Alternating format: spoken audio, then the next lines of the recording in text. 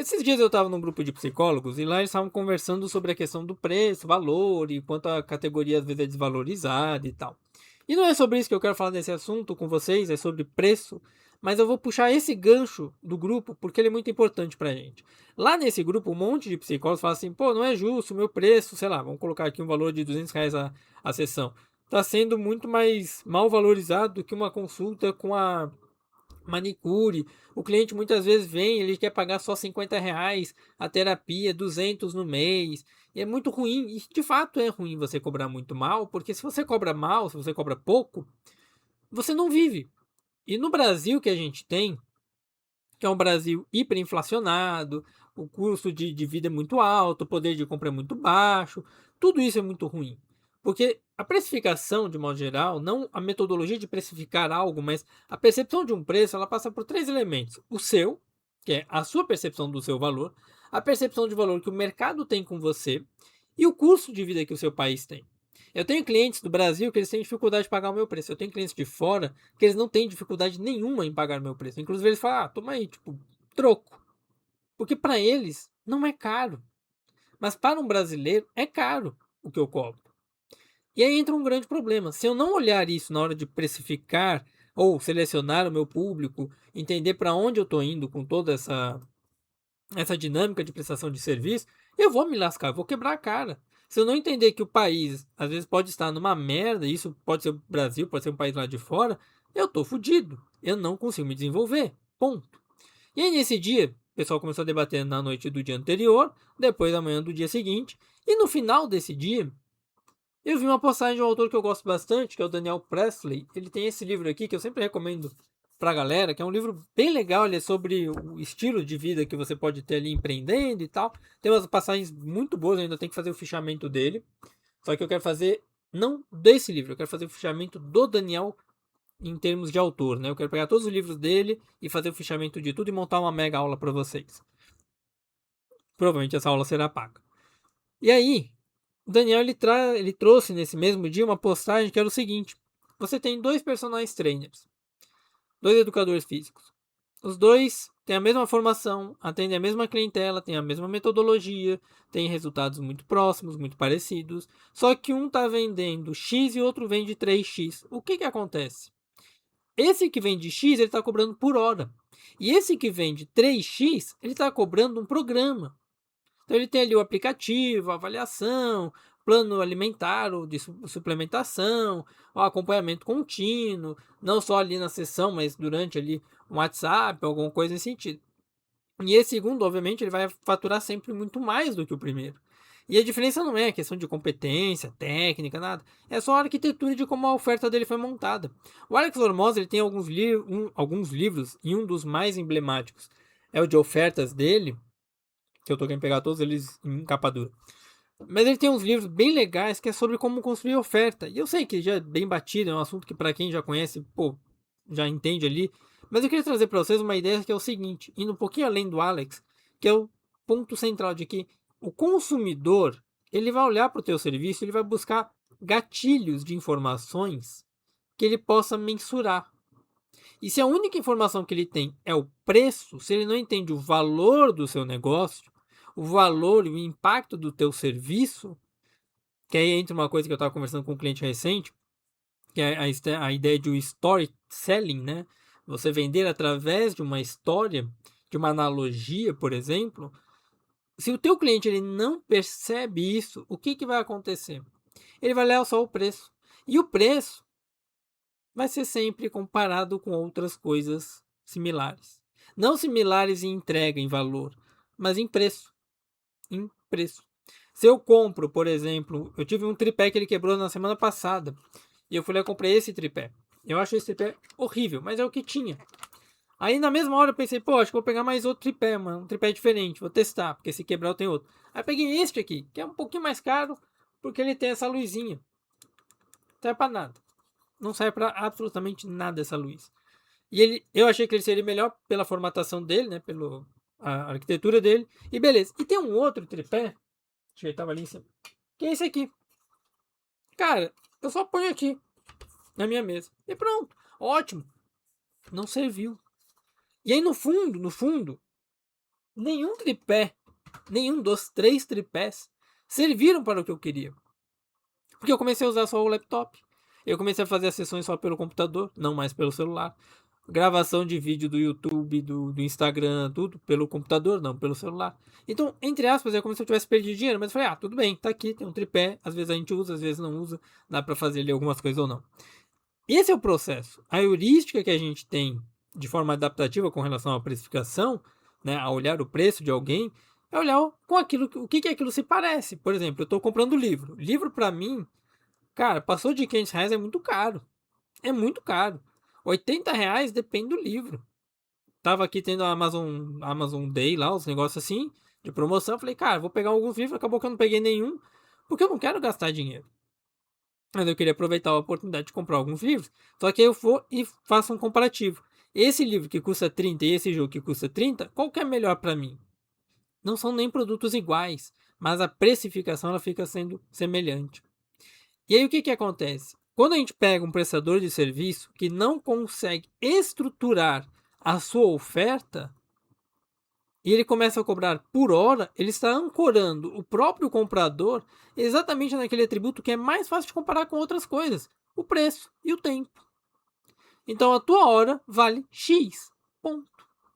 Aí pegando a analogia lá, né, a comparação do, uma hora do cliente que está em terapia que custa, vamos botar aqui, R$ 150, o cara acha caro porque ele fica 3 horas na manicure e gasta 150. É claro, ele está comparando hora. Quando a mulher vai para a manicure, ela não está indo só fazer a unha, ela está indo ali conversar, socializar, desabafar, aprender. É um ambiente, entre aspas e muitas aspas, também terapêutico. Não é uma terapia, mas é um ambiente terapêutico.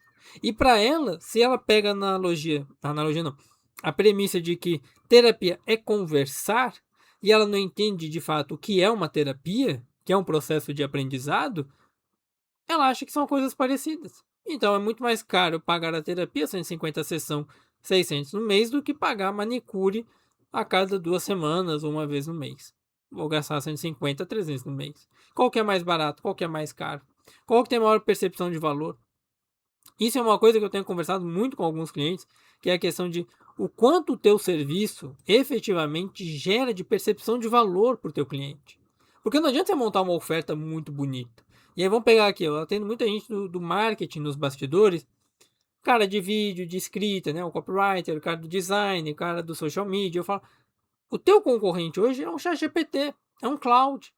Por que eu vou pagar R$ 1.000 para você se eu posso fazer tudo que você vai fazer com o cloud? Qual é o diferencial?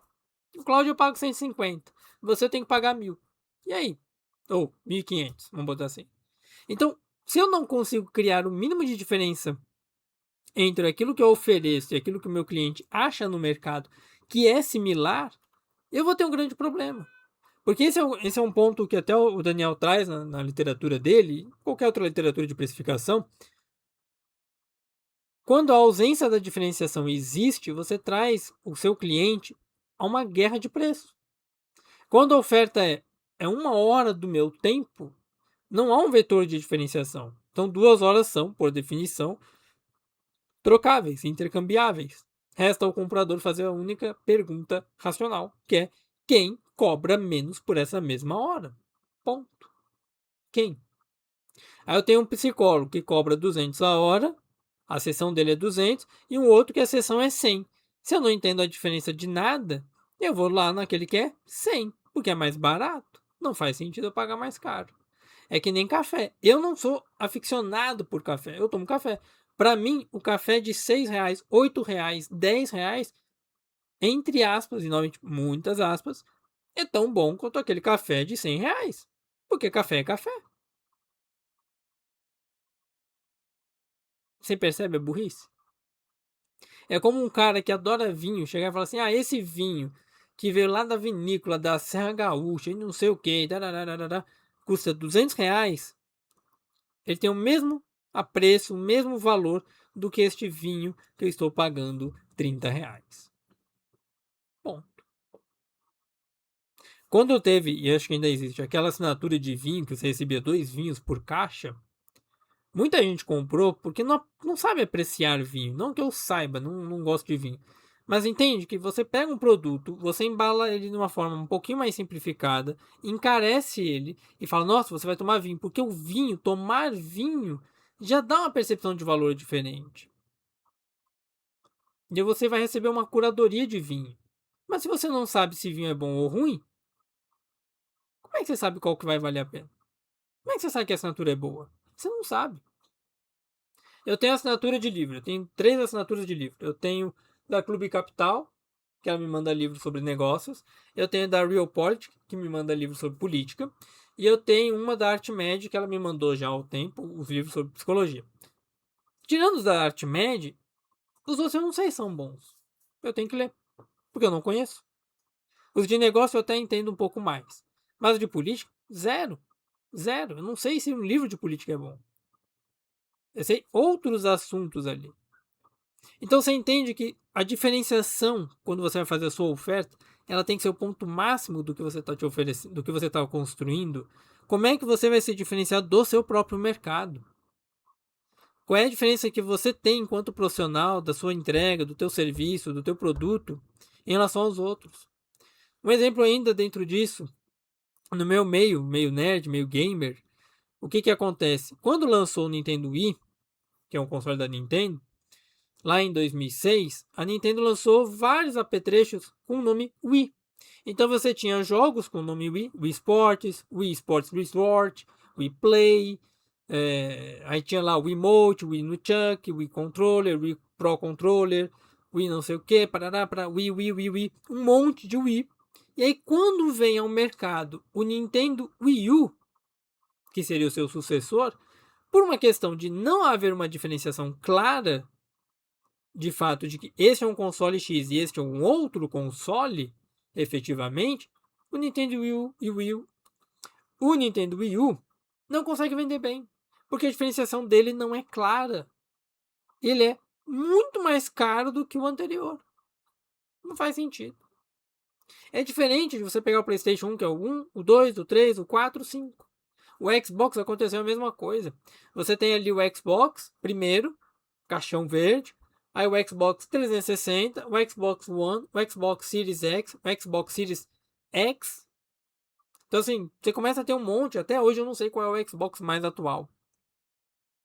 Se você não tem uma diferenciação no seu produto, no teu serviço, em relação à sua concorrência, você não conseguirá se desenvolver. Você não conseguirá vingar no mercado. Bom, porque a tendência que nós temos de cobrar pelo tempo, quando eu vou fazer uma precificação, uma oferta, costuma refletir não uma decisão estratégica, mas sim um desconforto que a gente tem, um desconforto até moral em precificar o resultado. Algo que na prática, por exemplo, na área clínica, né, por exemplo, se a gente pegar ali a terapia de aceitação e compromisso, aparece como uma fusão entre a crença do cobrar caro pelo resultado é ganancioso versus a ação de cobrar apenas pela hora. Por que eu estou falando isso? Porque voltando a prestações de serviço, se eu não cobrar pelo resultado, eu vou cobrar pelo processo. E aí, quando eu começo a cobrar pelo processo, eu estou sempre caindo em pontos problemáticos, que é a minha própria hora. Quando eu empacoto tudo numa coisa só, eu estou reduzindo a carga de decisão, a carga cognitiva do meu cliente. Quando ele entende que ele vai levar não só o acompanhamento de personal, mas ele vai levar um aplicativo, ele vai levar um acompanhamento semanal, né, pelo WhatsApp, ele vai levar uma lista de suplementos, ele vai levar um material para casa, ele vai levar um monte de coisas extras. Aquilo vai construindo uma percepção de que o preço não está alto. Não está alto. E ele não precisa contabilizar tudo isso. Eu já contabilizei e falei: olha, você recebe tudo isso em troca desse valor. Se eu fosse fazer separado, que é o que os cursos online fazem, né? Ah, você tem a minha, meu agente, mas não sei o quê, aquela listinha com o risco, né? No preço. Ele está fazendo isso, ele está te mostrando o que você poderia ter separado, quanto que valeria, só que eles são preços totalmente arbitrários, não são preços reais, porque ninguém pode precificar essas coisas de fato. Então é o preço que o cara decide. E ele te empacota e fala: você receberá isso aqui, tudo isso que valeria, sei lá, botar aqui R$ 5.000, você vai receber por apenas R$ 97. Hoje essas técnicas ainda funcionam, são técnicas que a gente chama de caça-bobo, né? Pega-bobo, porque você tem que ser muito idiota para não entender que é só uma técnica de manipulação, não que seja um grande problema, mas ainda pega muita gente, porque as pessoas não param para pensar nisso, porque é o processo da heurística, você facilita, ao empacotar tudo, a redução da carga de decisão, a pessoa não tem que ficar pensando muito. E aí, se a gente volta para aquilo de qual é o resultado que eu ganho versus vender o esforço, na psicologia a gente tem toda uma questão legal sobre isso, a gente não pode garantir resultados, obviamente, mas existe uma grande diferença relevante entre remunerar os insumos, ou seja, tempo, presença, o esforço, aquilo que é mais metrificado, vamos dizer assim, do que você reforçar ou remunerar o desfecho, né, o resultado, redução de um sintoma, o alcance de um objetivo, a resolução de um problema e por aí vai. Então, quando uma oferta ela é definida em torno do resultado, o ponto de comparação do seu consumidor ele deixa de ser quanto vale a hora de alguém e passa a ser quanto vale não ter mais este problema, quanto vale resolver a minha situação. E essas perguntinhas, esses ajustes que você vai fazendo para entender o consumidor que você tem, é o que te permite poder desenvolver aquilo ali. Porque olha só, o custo percebido de permanecer com o problema, ele tende a pesar mais do que o custo monetário de resolver. Se eu não entendo que ficar com o problema me custa mais do que resolver, não tem por que eu contratar você. Não tem por que eu contratar. Agora, se eu perceber que isso que eu estou perdendo por não comprar isto me impacta muito mais, opa, eu vou querer. Dá um exemplo besta. Eu estou para contratar um colega meu da área do marketing para a gente trabalhar junto. E o preço dele não é alto. As coisas que ele me sugeriu não são altas, efetivamente, mas para o meu momento de vida são altas. Só que eu venho num momento de vida, financeiramente, que eu falo assim, cara, se eu não tiver essa ajuda, eu não vou conseguir sair disso aqui. Eu não vou sair deste patamar. Então eu vou ter que. E aí, esse custo de percepção, né? Eu parar para perceber que se eu não investir num apoio para poder ampliar o meu negócio, vai me custar mais caro não investir do que investir. Então eu preciso investir. E ele não precisou falar nada, porque eu sou um consumidor mais consciente. Mas quando ele chegou para mim, olha, a gente vou te cobrar tanto, a média que você vai ter que me pagar isso aqui, e a gente vai fazer assim, assim, assado. Eu já tenho esses referenciais de pessoas com quem eu trabalhei e conseguiram ter um crescimento absurdo, pessoas que eu conheci e que eu conheço há mais tempo também. Eu falei, cara, essa pessoa não ganhava tanto assim, e agora ela ganha muito mais. Falei, pô, vou ficar com esse cara. Ele não precisou de muita coisa, mas ele mostra isso, o resultado. O que eu ganho ao conquistar aquilo ali, ao contratá-lo efetivamente. E esse é o grande ponto, que se a gente não cuidar, se a gente não cuidar, o nosso cliente ele vai procurar outro. Então, não tenha medo de precificar o seu resultado, de mostrar que você tem resultado, de mostrar que você realmente entrega valor para aquela pessoa, que você desenvolve. E aí, o que o Daniel, na postagem dele, ele sugere, né? Como é que a gente faz todo este processo? Ele sugere um quiz. Hoje está muito em alta, né, o quiz. Porque o quiz, você lançando um quiz para aquela pessoa, ou uma masterclass, uma sequência de e-mail, de textos, ou ferramentas assim, faz com que a pessoa ela comece a entrar no processo de comprometimento. Então ela vai vendo objeções ali ao longo do texto e vai quebrando aquelas objeções, ela vai comprando, vai comprando, vai comprando, ela vai dizendo cada vez mais sims a partir de alguns truísmos que você coloca no texto, até o ponto que você fecha a venda. Fecha a venda naquele valor que você quer. Porque você vai reduzindo todo o desgaste da negociação de preço. Entende?